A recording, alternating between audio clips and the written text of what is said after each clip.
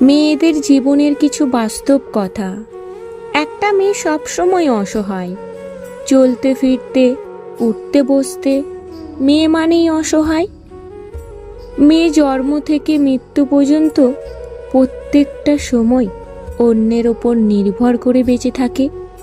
কখনো পরিবারের কাছে, কখনো স্বপ্নের কাছে, কখনো ভালোবাসার মানুষের কাছে, কখনো সমাজের কাছে, কখনো নিজের ইচ্ছার কাছে। আসলে মেয়ের জীবনের চাওয়া পাওয়াগুলো নিজের একান্তই থেকে যায়, কখনো তাদের মুখে প্রকাশ পায় না। তাদের যেন কোনো স্বপ্ন বা আশা থাকতে নেই। তাদের জন্য যেটা থাকে সেটা হলো অন্যের জন্য বেঁচে থাকা। জন্মের পর মা বাবার জন্য, বিয়ের পর স্বামীর জন্য, মা হওয়ার পর সন্তানের জন্য। মেয়েদের জীবনটা বড়ই অদ্ভুত। মানিয়ে নিতে নিতে আর মানিয়ে চলতে চলতে জীবন শেষ। প্রথম নিঃশ্বাসটা বাবার বাড়ি থেকে শুরু হলেও শেষ নিঃশ্বাসটা ত্যাগ করে স্বামীর বাড়িতে। মেয়েদের জীবনটা কি অদ্ভুত, তাই না? একটা মেয়ে নিজের পছন্দের জায়গায় ঘুরে বেড়াতে পারে না। মেয়েদের স্বপ্নগুলো যেন জন্মের সাথে সাথেই মরে যায়। আমাদের এই সমাজে মেয়েদের ইচ্ছেগুলোকে কোনো মূল্যই দেওয়া হয়নি। সমাজের কিছু মানুষের কথা, পাশের বাড়ির কাকিমাদের কাছে আপনার বয়সটা 20 বছর প্যারা। ডিভোর্সি মেয়েদের 23টি বৈশিষ্ট্য। নাম্বার 1, এখন আমার একটু দেরিতে ঘুম ভাঙলে শুনতে হয় না, আমার বাবা মা আমাকে কিছু শেখায়নি। নাম্বার 2, এখন আমার জ্বর আসলে কেউ বলে না, রোগ ধরা মেয়েকে বউ করে ঘরে এনেছি। নাম্বার 3, এখন আমি ভাত রান্না করতে গেলে কেউ এসে বলে না, চাল কি আমার বাবার বাড়ি থেকে এনেছি কিনা। নাম্বার 4, এখন আমি বারান্দায় একটু মন খারাপ করে দাঁড়ালে কেউ বলে না, আমি বাইরের পুরুষ মানুষ দেখার জন্য দাঁড়িয়েছি। নাম্বার 5, এখন আমার মায়ের ফোন আসলে কেউ বলে না, এতবার মেয়ের খোঁজ নেওয়ার কি আছে। নাম্বার 6, এখন আমি না খেয়ে কারোর জন্য অপেক্ষা করার পর কেউ বলে না, এসব ঢং। নাম্বার 7, এখন আমি কাঁদতে গেলে কেউ বলে না, আমি নাটক করি। নাম্বার 8, এখন আমি আমার পছন্দের একটা জামা কিনতে গেলে আমাকে ভাবতে হয় না, এই রঙটা আমার জন্য নিষিদ্ধ। নাম্বার 9, এখন আমি চুলটা খুলে আয়নার সামনে দাঁড়ালে আমাকে কেউ বলে না, আমি বেহায়া।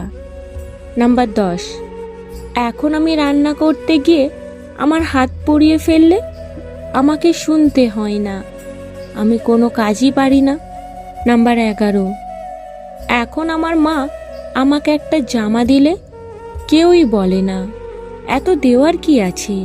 নাম্বার 12, এখন আমাকে আমার আশেপাশের মানুষ কেমন আছি জিজ্ঞেস করলে আমাকে মিথ্যে বলতে হয় না যে আমি ভালো আছি। নাম্বার 13, এখন আমি প্রতিবাদ করতে গেলে আমাকে আমার স্বামীর হাতের মার খেতে হয় না। নাম্বার 14, এখন আমি আমার অধিকার চাইলে গালি শুনতে হয় না। নাম্বার 15, এখন আমি ক্লান্ত থাকলেও আমার ওপর কারোর শরীরের খিদা মেটানোর অধিকার নেই। নাম্বার 16, এখন আমি চাকরি করতে গেলে আমাকে কেউ বলে না, তার পরিবারের কোনো মেয়ে বাইরে গিয়ে নিজের ট্যালেন্ট দেখায় না। নাম্বার 17, এখন কেউ আমাকে বলে না, আমার সার্টিফিকেটগুলো শুধু মানুষকে বলার জন্য যে আমি শিক্ষিত। নাম্বার 18, এখন আমাকে শুনতে হয় না, কারোর ঘরের অশান্তির কারণটা আমি। নাম্বার 19, এখন আমাকে কোনো বিয়ের অনুষ্ঠানে গিয়ে কেউ ওইখানের বউকে উদ্দেশ্য করে দেখায় না, আমার বাপের বাড়ি থেকে আমাকে ভরি ভরি গয়না দেয়নি। নাম্বার 20, এখন আমার মা অসুস্থ হলেও আমাকে 2 দিন যাবত কাউকে বুঝিয়ে আকুতি মিনতি করে আমার মাকে দেখতে আসতে হয় না।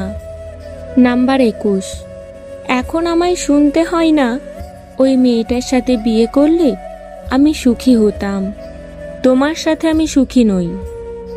নাম্বার 22, এখন আমাকে রাতের পর রাত জেগে একটা ঘুমিয়ে থাকা মানুষের মুখের দিকে তাকিয়ে ভাবতে হয় না ওই মানুষটাকেই কি ভালোবেসেছিলাম যে আজ আমাকে মেরেছে।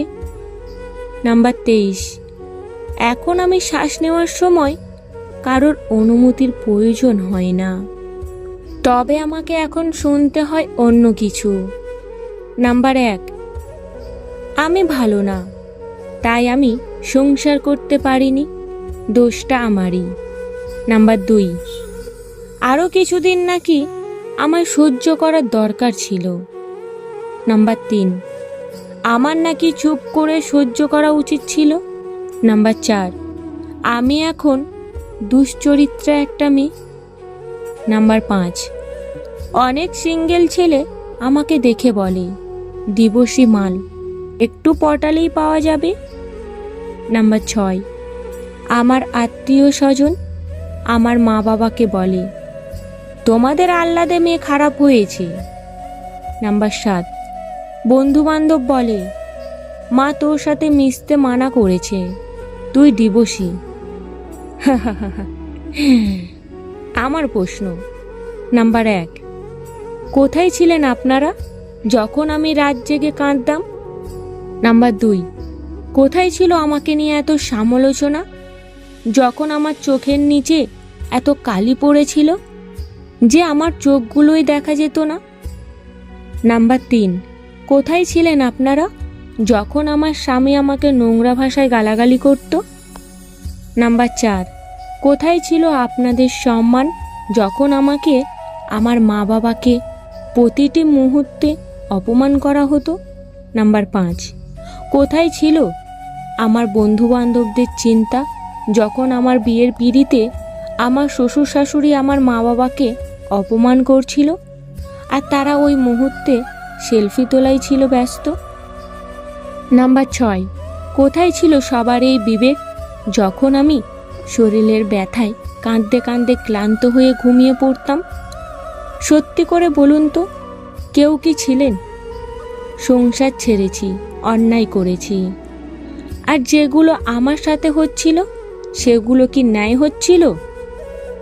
তখন তো কেউ এভাবে আমাকে নিয়ে একটু সচেতনা দেখাননি। এখন কেন আমাদের গল্পের আসরের মূল বিষয়টা আমি? এই দুনিয়ায় কোনো মেয়েই চায় না তার সংসার ভাঙুক, সবাই সুখের আশাতেই আর একটা মানুষের হাত ধরে। আমিও তো তাই চাইতাম, ভুল কয়েকটা মানুষের মাঝে পড়ে গেছিলাম। আপনার মেয়ে অথবা বোনের সাথে যদি এমনটা হতো তাহলে ভেবে দেখেছেন আপনি কি করতেন? সে জায়গায় আমার এই অবস্থায় আমার বাবা মা আমাকে আশ্রয় দেওয়াতে আপনারা তাকে খারাপ বলছেন। কোনটা ভালো হতো বলুন তো? আমি আত্মহত্যা করলে তখন হয়তো সবার টনক নড়ত, বলতেন আহারে মেয়েটা ভালো ছিল, অনেক সহ্য করেছে, ঈশ্বর ওর আত্মাকে শান্তি দিক। ফেসবুকে আমাকে নিয়ে তোলপাড় পড়তো, কিন্তু যারা জন্ম দিয়েছে তারা কি করত? আমি অন্তত বেঁচে আছি এতেই তারা খুশি।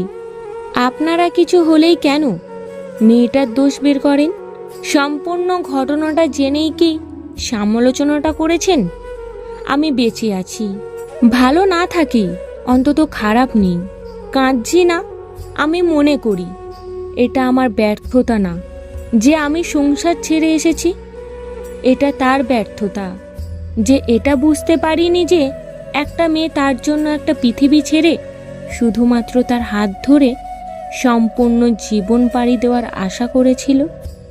সম্মান, ভালোবাসা, অধিকার ছিল আমার প্রাপ্য, যেটা সে দিতে পারেনি। সে পেরেছে আমাকে ভিতর থেকে শেষ করে দিতে। দয়া করে একটা মেয়ের সম্পর্কে আঙুল তোলার আগে অন্তত সম্পূর্ণ ঘটনাটুকু জানুন, তারপর বিচার করুন।